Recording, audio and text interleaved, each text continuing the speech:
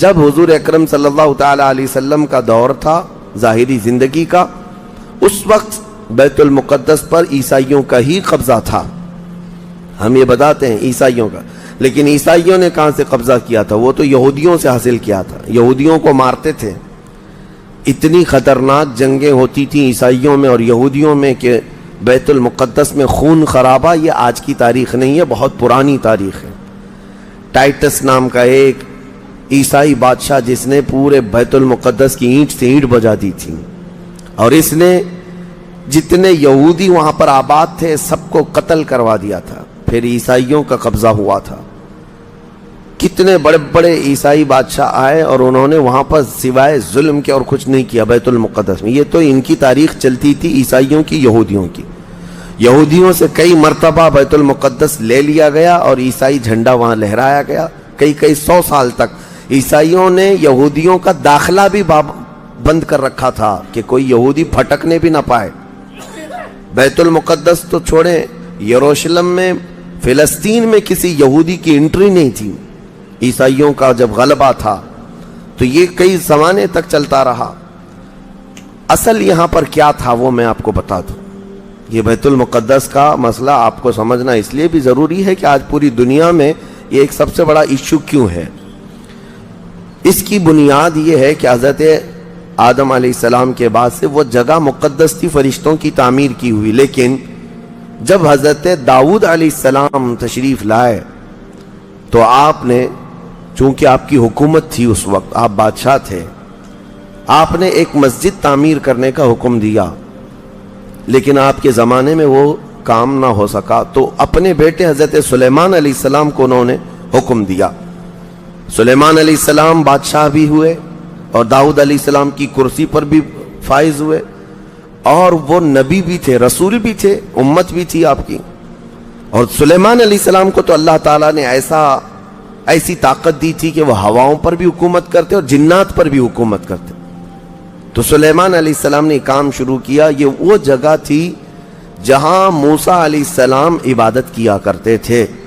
اس جگہ پر سلیمان علیہ السلام نے ایک مسجد بنانے کا حکم دیا اور یہ جنات بنانا شروع کرتے ہیں. اس کا ذکر قرآن پاک میں بھی موجود ہے.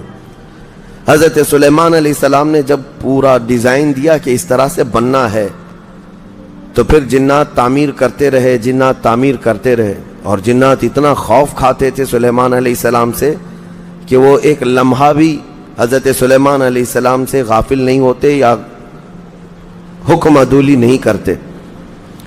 ہوا یہ کہ کام ابھی کمپلیٹ نہیں ہوا تھا کہ سلیمان علیہ السلام کا انتقال ہوا تو جنات بھاگ جاتے. لیکن اللہ کی مصلحت، حضرت سلیمان علیہ السلام لکڑی لے کر یوں کھڑے رہتے تھے، اپنا عصا لے کر کے کھڑے رہتے تھے اور کام دیکھتے رہتے تھے. جب تک سلیمان علیہ السلام کھڑے ہیں تیزی سے جنات بڑے بڑے پتھر لاتے تعمیر کرتے رہتے تھے. انتقال ہوا سلیمان علیہ السلام کا اور آپ ایسے ہی کھڑے رہ گئے. آپ کے کھڑے کھڑے وفات ہوئی ہے. اور اس طرح سلیمان علیہ السلام کی وفات کو سالوں گزر گئے لیکن آپ وہاں سے ہٹے نہیں کیونکہ کام چل رہا تھا. قرآن میں ہے، اللہ تعالیٰ فرماتا ہے جب لکڑی کو دیمک کھا گئی، کتنے سال گزر گئے ہوں گے. حضرت سلیمان علیہ السلام یوں ہی کھڑے تھے. ارے عام دوسرے لوگوں کی موت تو چھوڑو، نیند میں کھڑا ہو کر کے دکھائے. وہ اللہ کے نبی تھے کہ انتقال کے بعد بھی وہ کھڑے رہے. روایتوں میں کئی سالوں تک، 10 سالوں تک آپ کھڑے رہے. اور اس کے بعد دیمک کھا گئی لکڑی کو تو لکڑی ٹوٹ گئی. تب سلیمان علیہ السلام زمین پر آ گرے.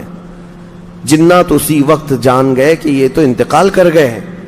تب تک بیت المقدس کا کام کمپلیٹ ہو گیا تھا، جنات بھاگ گئے سب. یہ تعمیر، اس کو اصل میں بیت المقدس نہیں کہا جاتا تھا اس وقت، یہ ہیکل سلیمانی. یہ یہودیوں کے عقیدے کے اعتبار سے فرسٹ ٹیمپل ہے، پہلا مندر یا پہلی مسجد جو بھی ہے مقدس تھی. یہ ہیکل سلیمانی جو سلیمان علیہ السلام نے جنات سے بنایا تھا، اور سلیمان علیہ السلام کی کرسی جہاں لگتی تھی اس وقت حضرت سلیمان علیہ السلام نے جنات اور سرکش لوگوں سے اور جادوگر لوگوں سے سب چیزیں جادو کی چھین کر اپنی کرسی کے نیچے دفن کر دیا تھا. سب ختم کیا تھا کہ کوئی جادو ٹونا یہ سب چیزیں نہ ہو، کیونکہ یہودی جادو کے پیچھے بہت بھاگتے تھے، صرف جادو میں ہی دن رات۔ آپ نے سب دفن کیا اور اس کے بعد آپ کے انتقال کے بعد سالوں بیتے اور اسی طرح سے رہے۔ لیکن پھر یہ ہیکل سلیمانی کو ایک بادشاہ آیا جو عراق کا رہنے والا تھا، اس کی یہودیوں سے دشمنی تھی، اس نے ایسا حملہ کیا کہ پورے ہیکل کو توڑ ڈالا، یعنی جو جنات کا بنایا ہوا تھا اس کو مکمل طور سے مسمار کر دیا۔ ایک دیوار باقی رہ گئی، ایک دیوار باقی رہ گئی، جہاں جا کر کے آج یہ یہودی روتے ہیں، دیوار گریا اس کو کہتے ہیں۔ وہ اس زمانے کی ایک باقی رہ گئی، باقی پورا ہیکل گرا دیا۔ زمانہ بیت گیا، یہودی اس بات پر روتے رہے کہ ان کو مارا گیا، قتل کیا گیا۔ پھر عیسائیوں کا اس پر قبضہ رہا، پھر عیسائیوں سے یہودیوں نے ایک بار پھر حاصل کیا، پھر دوبارہ یہ ٹائٹس کے زمانے میں عیسائیوں نے مار کر کے پورے یہودیوں کو خون خون کر دیا۔ اور پھر بیت المقدس کچھ نہیں تھا، ایک دیوار تھی، ایک دوسری وہاں پر ایک چھوٹی سی عمارت بنائی گئی۔ اس عمارت کو یہ سیکنڈ ٹیمپل کہتے ہیں، سیکنڈ ٹیمپل، یہ دوسرا مندر، اور اسی کو عبادت گاہ بنا کر چلتے رہے۔ زمانہ بیتا، یہاں تک کہ حضور صلی اللہ تعالی علیہ وسلم کی نبوت کا اعلان ہوا۔ پھر اس کے بعد 23 سال گزرے، پھر آپ کی وفات کے بعد صدیق اکبر کا زمانہ آیا، پھر سیدنا عمر فاروق کا زمانہ آیا۔ تقریباً یہ 26-28 ہجری کی بات ہے، حضرت عمر کے دور میں۔ پھر حضرت عمر فاروق کے دور میں جو فتوحات ہو رہی تھی، اسلام پھیلتا جا رہا تھا، تب صحابہ کے ایک لشکر کو حضرت عمر نے فلسطین بھی بھیجا، جس میں حضرت ابو عبیدہ بن جراح بھی تھے۔ تو ان صحابہ نے اس چھوٹے سے لشکر کو لے کر فلسطین کا معرکہ ایسا سر کیا کہ یہ عیسائی سب جان چکے تھے حالات کیا چل رہے ہیں، سیرنڈر ہو گئے اور کہا ہم جو ہے یہ بیت المقدس کی ساری چابیاں آپ کے حوالے کرتے ہیں، لیکن ایک شرط ہے کہ ہم آپ کے ہاتھ میں نہیں دیں گے بلکہ مسلمانوں کے امیر المومنین کے ہاتھ میں دیں گے، وہ آئیں ہمارے پاس۔ تو وہاں جو صحابہ تھے انہوں نے خط لکھ کر بھیجا حضرت عمر کو۔ حضرت عمر مدینے میں تھے، کہا ٹھیک ہے میں آ رہا ہوں۔ قبلہ اول مسلمانوں کے ہاتھ میں تھا، بیت المقدس آ رہا تھا۔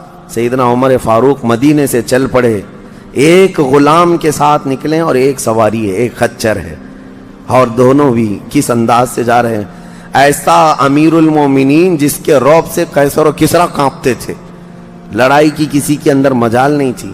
وہ ایک خچر کے سواری پر اتنا لمبا سفر طے کر رہے ہیں، وہ بھی غلام سے یہ طے کر رکھا ہے 1 میل میں بیٹھوں گا، 1 میل تو بیٹھنا، ہاں تو رسی پکڑ کے چلے گا 1 میل تک، اور اس کے بعد جب تو بیٹھے گا تو میں رسی پکڑ کے چلوں گا 1 میل تک۔ اس طرح سے تو سفر طے کیا۔ جب فلسطین پہنچ رہے تھے اور اس وقت لوگوں میں خبر تھی کہ امیر المومنین آ رہے ہیں، تو لوگ دیکھنے کے لیے شہر سے بھاگے بھاگے باہر آئے۔ اتفاق ایسا کہ اس وقت خچر گھوڑے پر بیٹھنے کی باری غلام کی تھی اور نکیل رسی حضرت عمر کے ہاتھ میں تھی۔ دوڑے ہوئے لوگ آئے جو نہیں پہچانتے تھے، عیسائیوں نے امیر المومنین کہہ کر اس غلام کا استقبال کیا کہ تشریف لائیں۔ تب جو صحابہ تھے وہاں پر انہوں نے پکار کر کہا نادانو، وہ امیر المومنین نہیں، رسی پکڑا ہوا امیر المومنین ہے، یہ امیر المومنین ہے۔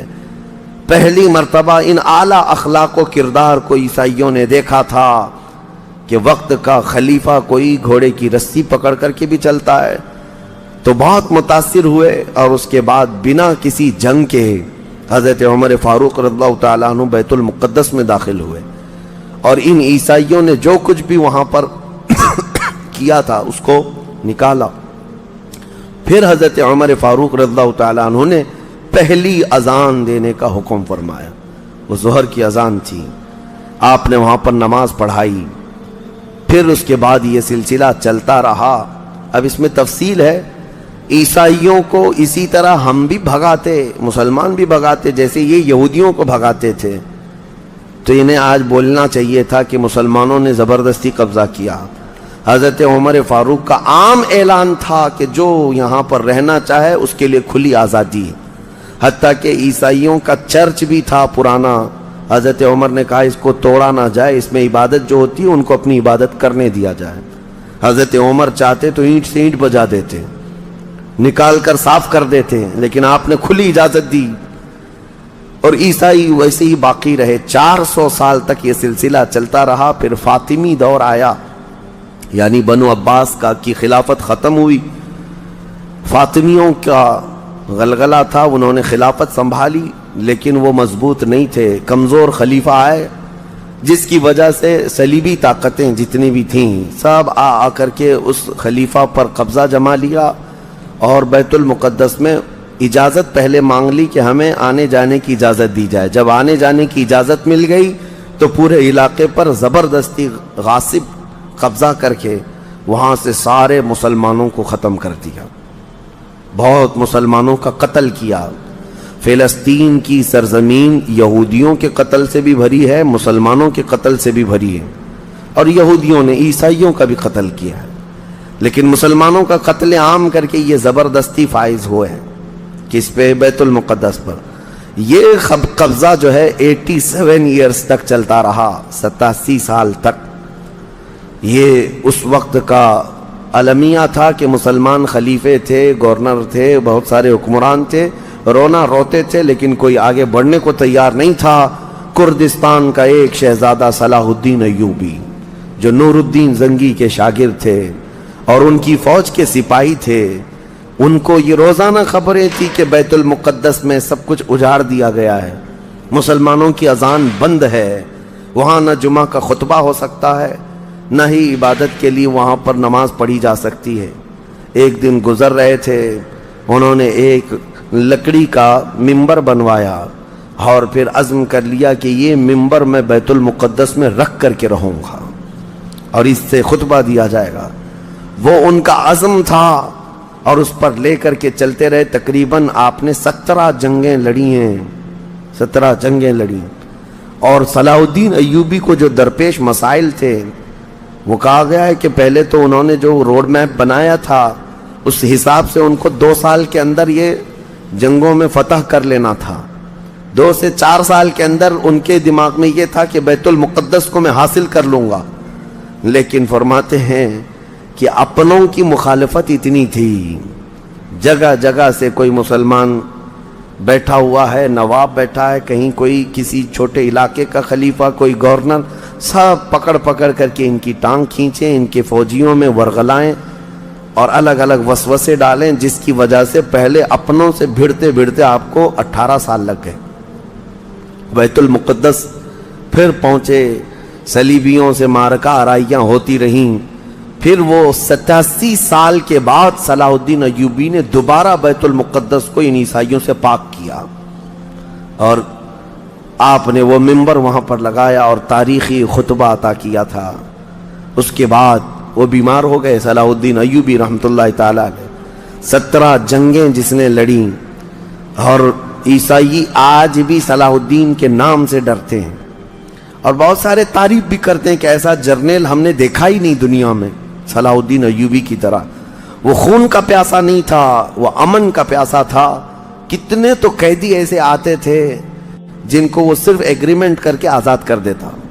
عیسائی اس بات پر آج بھی اقرار کرتے ہیں کہ جنگوں میں قید جو ہونے والے کو کوئی چھوڑتا نہیں ہے، لیکن صلاح الدین ایوبی ایک نہیں لاکھوں لوگوں کو آزاد کیا ہے، 1000 بھی نہیں، لاکھوں لوگوں کو آزاد کیا ہے صلاح الدین ایوبی رحمۃ اللہ تعالی علیہ۔ اللہ ان کی تربت پر کروڑوں رحمتیں نازل فرمائے۔ حیرت کی بات یہ ہے کہ ان کا آخری وقت آیا تو رونے لگے، بستر پر رو رہے تھے۔ لوگوں نے پوچھا کہ کیا بات ہے؟ صلاح الدین ایوبی کہتے میں نے منت مانگی تھی اللہ سے کہ اے اللہ بیت المقدس فتح ہو جائے تو میں حج پہ جاؤں گا۔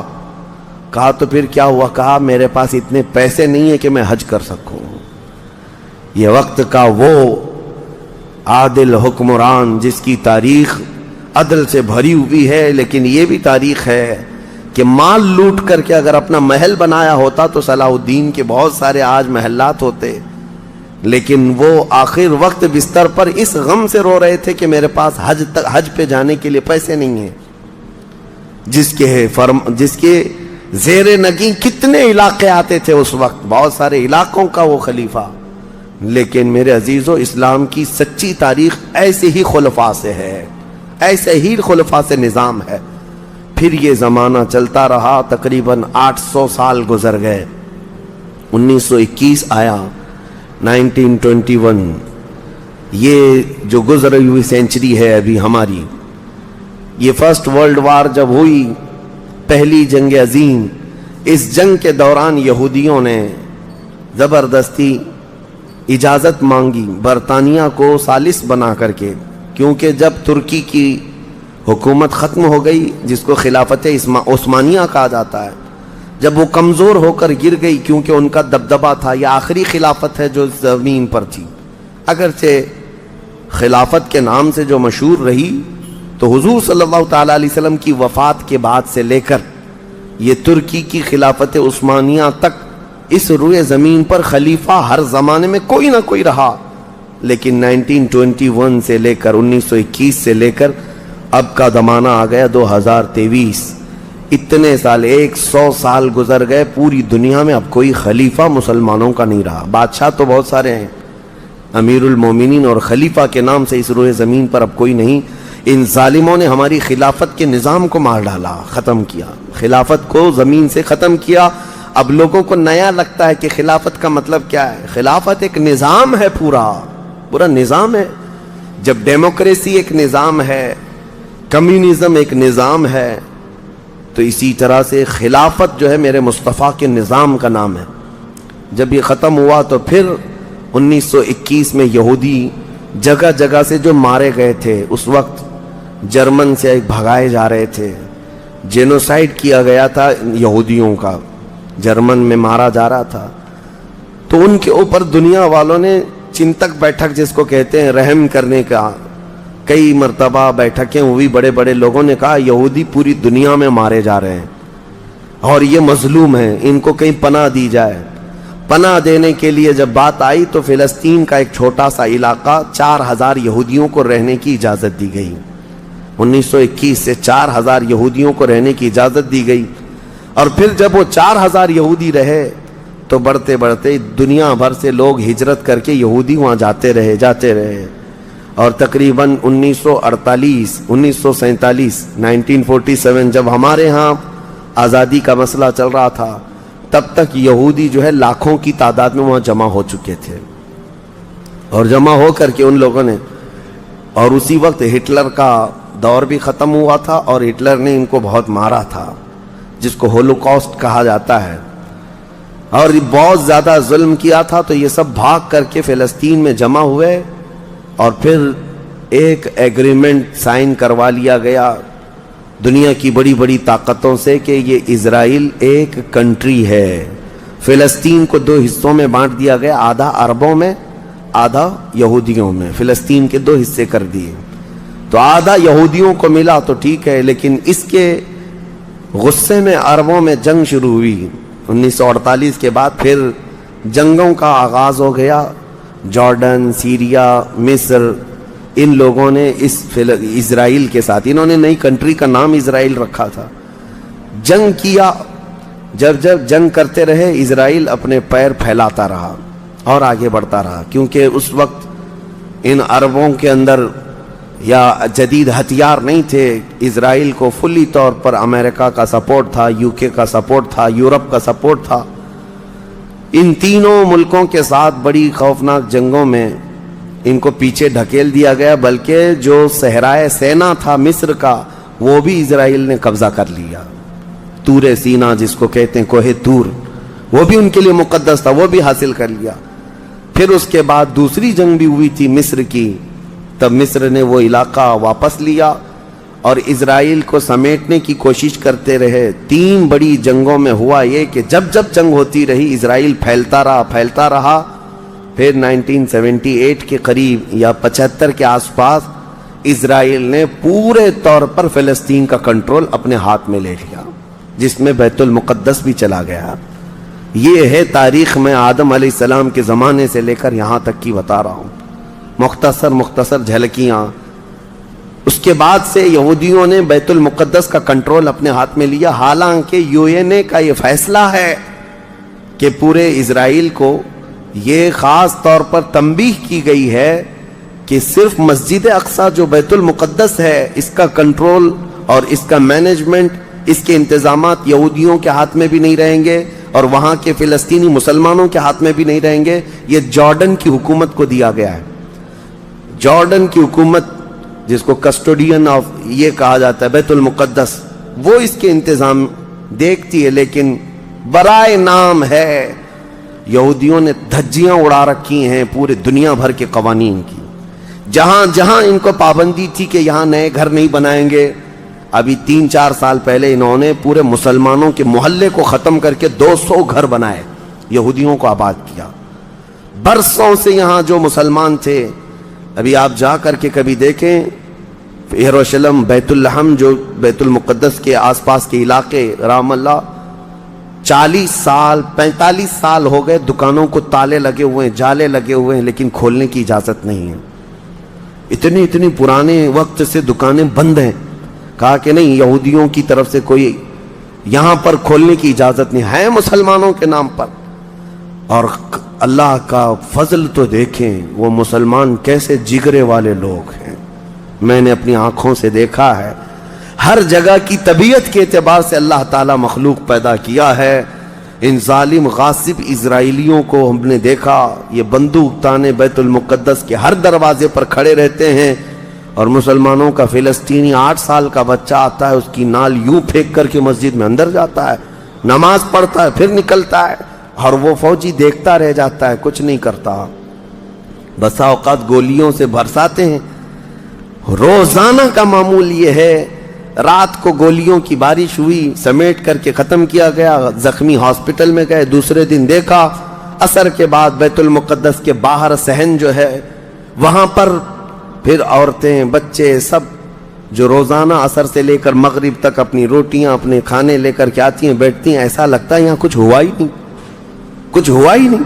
مائیں بچوں کو بچپن سے یہ چیز ڈال دیتی ہیں کہ بیٹا اگر تو ابھی گھر سے گیا نماز کے لیے تو ہمیں یہ یقین نہیں ہوتا کہ تیرا جسم آئے گا کہ تیری لاش آئے گی. ہر ماں کا یہ وہاں پر جذبہ ہے، اور یہ حدیث پاک میں موجود ہے. میرے آقا صلی اللہ علیہ وسلم نے فرمایا، لا تزال طائفۃ من امتی، میری امت میں سے ایک جماعت ایسی رہے گی جو قیامت تک حق کے لیے لڑتی رہے گی، اور اللہ ان کا ناصر و مددگار ہوگا. بیت المقدس کی یہ تاریخ، آج بیت المقدس کو انہوں نے خون میں نہلا رکھا ہے. یہودیوں کا زبردستی اس پر قبضہ ہے. اب یہ چاہتے کیا ہیں یہ بھی میں آپ کو بتا دوں. یہ چاہتے ہیں کہ یہ مسجد اقصی جو تعمیر ہوئی یہ حضرت عمر کے حکم سے ہوئی. پھر اموی خلفہ جب آئے، خلیفہ ولید بن عبد الملک، اس نے پوری مسجد بنوائی. اور یہ جو پیلا گنبد آپ دیکھتے ہیں، قبۃ الصخرہ، جو مسجد اقصی سے جس کو مشہور کیا گیا ہے، یہ قبۃ الصخرہ ہے، ڈوم آف راک جس کو کہتے ہیں. یہ اصل اس سے لگی ہوئی ہے بیت المقدس کی مسجد پرانی، اس کو شو نہیں کرتے. اس کو یہ گھرا کر کے، اس کو پورا زمین بوس کر کے 3rd ٹیمپل بنانے کا پلان ہے. ان کو یہ چاہیے کہ حضرت داؤد علیہ السلام کے زمانے میں جو کام شروع ہوا تھا، سلیمان علیہ السلام نے جو مندر بنایا تھا، جو ٹیمپل بنایا تھا، ہم اس کو اسی جگہ تعمیر کریں گے. تو بیت المقدس مسجد اقصی کی دیوار سے دیوار انہیں گرانا ہے. اس کے لیے یہ کیا کیا سازشیں کرتے رہے، کھدائی کرتے رہے کہ یہاں پرانا خزانہ ہے، فلاں چیزیں ہیں، ثبوت نکالنا ہے. کتنا دیواروں کو ہلانے کے لیے آرٹیفیشیل زلزلے لائے گئے، مصنوعی طور پر یہ زمین ارتھ کویک لائے گئے کہ مسجد اقصی گر جائے. لیکن اللہ کی مرضی جب تک چاہے. اب اگر حالات ایسی ہیں تو یہ مسجد اقصی کو گرا کر کے وہاں پر ایک 3rd ٹیمپل بنائیں گے، جس کا پورا آرکیٹیکٹ ڈیزائن بھی انہوں نے ظاہر کر دیا ہے، نشر کر دیا ہے. کوئن بھی ایک جاری کر دیا ہے جس کو لے کر کے ان کے 3rd ٹیمپل کے اندر جائے گا، آئے گا. یہ 2017 کی بات میں بتا رہا ہوں. پوری تیاریاں کر لی گئی ہیں. اب دیکھا گیا ہے کہ مسلمان ہر جگہ سے سوئے ہوئے ہیں، اب کوئی بھی اٹھتا نہیں ہے. عربوں کے منہ میں تو انہوں نے اپنی زبان رکھ دی ہے. عرب اب بولنے کے قابل نہیں رہ گئے. اور بغل کے جو دیش لڑے تھے پہلے، مصر، سیریا، جارڈن، آج ان کی حالت کیا ہے؟ وہ خود خانہ جنگی میں مبتلا ہیں، آپس کی لڑائیوں میں مصروف ہیں. اسرائیل کی غنڈہ گردی اور دادا گیری اس حد تک بڑھ گئی ہے کہ اسے آس پاس کسی کا خوف نہیں. ہاں اگر کچھ بولتا ہے تو کبھی ترکی بولتا ہے، ہاں اس کو اپنے اس ملک کے لیے سب سے بڑا خطرہ محسوس ہوتا ہے تو ایران ہے. ایران کو اس نے سعودی سے ایسا لڑا کر کے رکھا ہے کہ وہ آپس میں جنگیں کرتے رہیں. اسی لیے ابھی ایران اور سعودی کا پیس معاہدہ ہوا, ایگریمنٹ ہوا, تو سب سے پہلے نیند حرام ہو رہی ہے اسرائیل کی کہ یہ اگر دوست ہو گئے تو میرا کیا ہوگا, میری حفاظت کیا ہوگی. اسرائیل حماس کو مدد کرتا ہے, جو غزہ میں ایک علاقہ باقی رہ گیا مسلمانوں کا جو فلسطین کے اندر ہے, جو آج تک لڑ رہے ہیں, آج تک راکٹ داغتے ہیں, اسرائیل کے ساتھ لڑتے ہیں. 20,000 کی تعداد ہے وہ بیچاروں کی, 20,000 کی تعداد ہے. اب یہ تاریخ اس طرح سے بتائی جاتی ہے, نیوز اس طرح کی ہے, اسے حماس کو اسرائیل مدد کرتا ہے, فلاں مدد کرتا ہے, جو بھی مدد کرتا ہو ہمیں اس سے وہ نہیں. لیکن ایک حق جماعت قیامت تک حق پر قائم رہے گی اور بیت المقدس کے لیے لڑتی رہے گی. پھر وہ دن آئے گا جب میرے آقا صلی اللہ تعالیٰ علیہ وسلم کی حدیث پاک ہے, خراسان سے ایک جماعت نکلے گی, خراسان سے ایک جماعت نکلے گی. خراسان پہلے کے دور میں رشیا کا کچھ حصہ, افغانستان کا کچھ حصہ, ایران کا کچھ حصہ, ایک پورا بڑا نقشہ ہے, اس کو پرانا خراسان آپ دیکھیں گے. خراسان سے ایک جماعت نکلے گی, ان کے ہاتھ میں کالے جھنڈے ہوں گے. میرے آقا نے فرمایا وہ اتنی تیزی سے نکلیں گے کہ دنیا کی بڑی سی بڑی طاقت ان کا راستہ نہیں روک سکے گی, اور وہ سیدھے جھنڈے لے جا کر کے بیت المقدس میں نصب کریں گے, اور پھر اسلام کا پرچم وہاں سے بلند کیا جائے گا. یہ قیامت کے قریب ہونا ہے. اب میں اس بات پر اپنی گفتگو ختم کرتا ہوں. دعائیں تو ہیں کہ اللہ تعالیٰ بیت المقدس کو آزاد کرے, لیکن یہودی جتنے دن ناچتے رہیں گے, دندناتے رہیں گے, ایک دن آنا ہے دنیا اوپر سے نیچے ہو جائے, نیچے سے اوپر ہو جائے, مگر میرے مصطفیٰ کا فرمان ہو کر رہے گا انشاءاللہ, اور غلبہ اسلام آ کر رہے گا. آج یوم القدس کے طور پر پوری دنیا میں یہ بات منائی جا رہی ہے. میں بچوں میں یہ انفارمیشن نقل کرنا چاہتا ہوں کہ بچوں یاد رکھو ہمارا بیت المقدس سے کیا رشتہ ہے, ہمارا کیا تعلق ہے, اور ہمارے لیے وہ کتنی عظمت والی جگہ ہے. اس لیے کہ آپ ہندوستان میں ہیں, دور دراز ہیں, کہیں پر بھی ہیں, لیکن روحانی رشتہ تمہارا جب مدینے سے جڑا ہے تو مدینے کے آقا کے فرمان سے بھی جڑا ہوا ہے. اللہ کریم ہم سب کو بیت المقدس کے محافظین میں شامل فرمائے. قیامت کے قریب امام مہدی کی فوج میں اللہ تعالی ہمارا شمول فرمائے. کریم خدا بیت المقدس کو تو آزاد فرما دے, یہودیوں کے چنگل سے اسے آزاد کر دے.